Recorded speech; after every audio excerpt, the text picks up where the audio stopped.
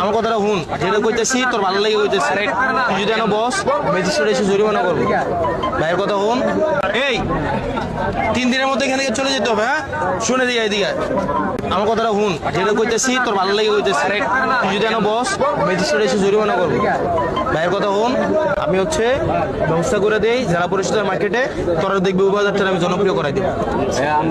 আমাদের আমার কথা ওখানে তো ডিস্টার্ব করে না, ওখানে ডিস্টার্ব করবে না। আমার কথাটা হুন, আমি ব্যবস্থা করে দেবো। ভাইয়ের কথা হুন, এখানে তো কিছু থাকবে, কিছু আমরা দিকে চাই। আর আমার কথাটা হুন, আমি তোর কইছি কিনা, তোর যদি বেচা কিনা না আমার কাছে আইস। আমার একটু ব্যাপারটা এমন না যে আমার পাইবি না, ব্যাপারটা এমন যে আমি আজকে কয়ে দিয়ে তোর আমাকে ব্যাপারটা এমন তো না। তুই যে শুনে হইতেছে না, এটা আমি দেখবো, বুঝছস? আমার ইচ্ছে বাজার ওখানে ভিতরে থাকবে আর এই জায়গা একদম ক্লিন থাকবে। আমার কথা বুঝছস?